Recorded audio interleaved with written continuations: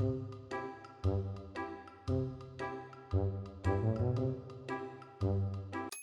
friends, it's the Stitches, and I am so excited for today's video. This is my newest wardrobe acquisition, Baby the Stars Shine Bright's Allison Funfair jumper skirt from 2008, the version with the front lacing and the belt. And this is what it looked like when it first arrived. I picked this up for $50, and I'm sure you can see why.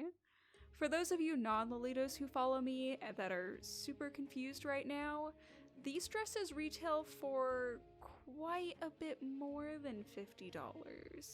So I bought this as a project piece knowing I probably wouldn't be able to remove the stains, but I was pleasantly surprised. Part 1, Prestain Prep.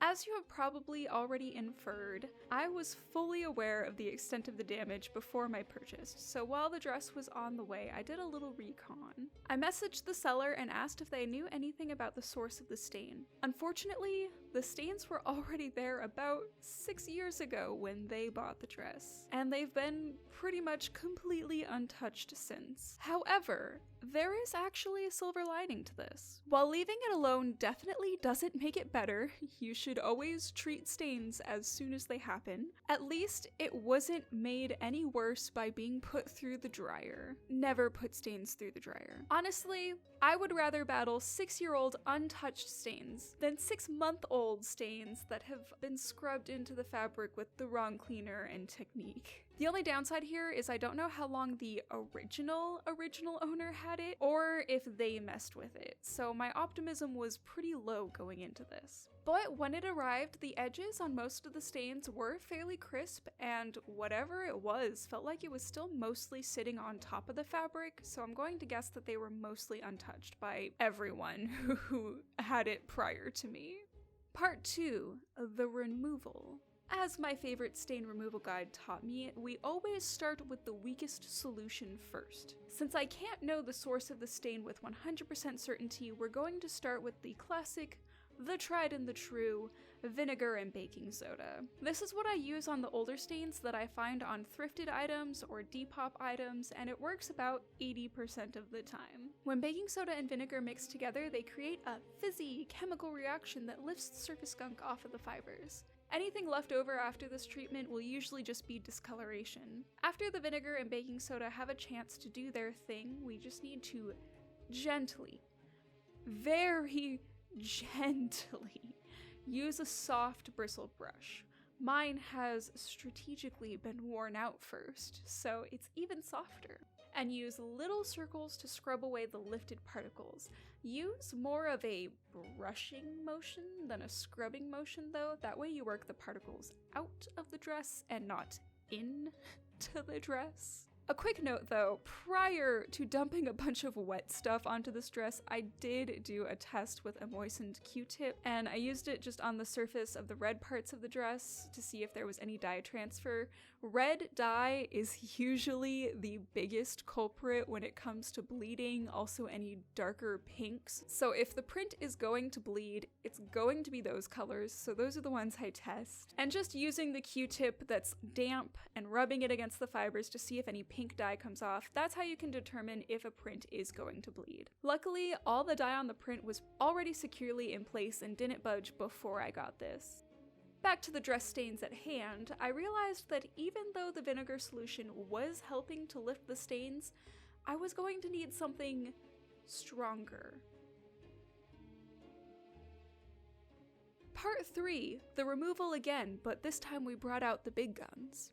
I don't normally like to use any harsh chemicals on my clothes these days, but since this is a mystery stain, I decided to reach for an OxiClean, or an oxidizing non-chlorine bleach spot treatment. Since I don't use OxiClean for anything else, I got the spray bottle, but you can use the powder to mix a spot treatment paste to save some plastic if you already use this stuff. I started on the belt because I wasn't sure if the spot treatment was going to cause any fading. I was honestly really concerned about the stability of the fabric at first because the label international symbols instruct you to not wash this dress in water, but it was literally fine the entire time. A quick skim through the product label on my OxiClean informs us that as long as there is no immediate damage or fading, it should be safe to leave the chemical in the fabric for up to a week. Although, I'm sure fresh chemical works better than 7-day-old chemical, so we won't be leaving it in that long. After spraying down our stains, we want to work the chemical into the fabric by agitating it.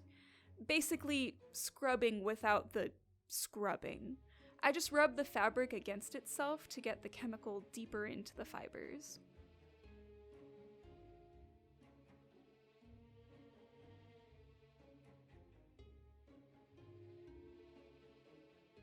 And here's the dress after leaving the spot treatment to soak overnight and giving it a wash on the delicate cycle. Let's see an update on those stains, shall we? They've lightened up significantly after the initial OxiClean application. I swear this isn't sponsored, but the stains are still there, so it's time for round 2.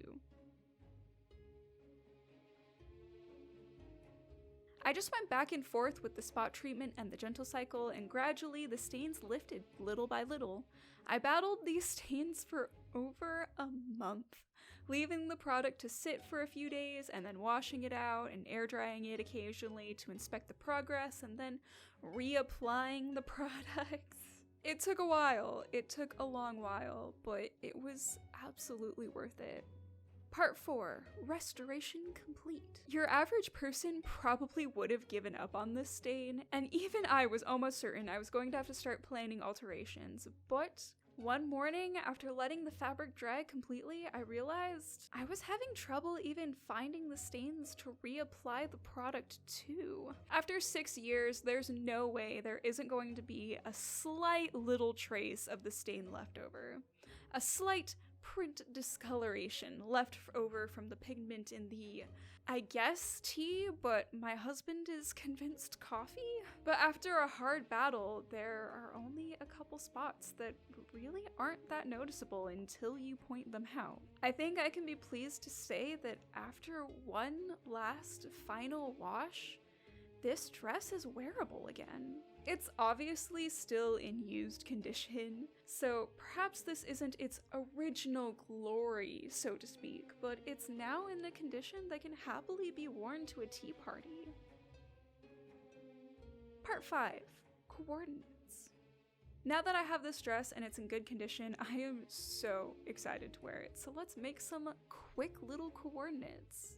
These aren't full outfits, but the beginnings of outfits that I might want to consider. So this first look is something that would be at home on the old EGL Daily Lolita live journal. My blouse is also from Baby the Stars Shine Bright, so we have baby on baby. I would probably wear this with some plain black Mary Janes. I don't know why, but simple, sweet outfits like this always just scream to be paired with black Mary Janes in my mind, and probably only in my mind. But it was actually very common back in the day to wear like super sweet pastel outfits like this with a solid black pair of just heeled shoes with a strap, because it was very reminiscent of Alice in Wonderland, at least the Disney Alice in Wonderland. And this is an Alice print after all. This next outfit is like a more casual version. We've lost the blouse and added a cardigan that matches the little red details in the print instead. This cardigan is also secondhand J fashion. It's originally from Encre Rouge, and I just can't get enough of little round pearl button details. The print also has some green details in it, so in my last coordinate I've experimented with this vintage sort of like pale green peignoir. I know the greater Lolita community has a lot of anti-peignoir sentiment, but I love vintage lingerie details like peignoirs and slip dresses, so the greater Lolita community can suck it on that one. So that's all for this vlog, I guess? Is it a vlog if you haven't shown your face? I've had this dress for like a month and a half now, so I'm so glad I finally get to wear it and enjoy it. This is actually my first full brand dress. Don't get me wrong, I've owned Lolita brand items before, but I've never had an entire brand name Lolita dress. I've worn handmade and I've worn bodyline, but this is the first time I've worn a Baby the Stars Shine Bright dress. I've just never had the opportunity and the confidence until now. So I hope this has been helpful, maybe a little inspiring, and I hope everyone has a good day. I will see you all next time. Bye!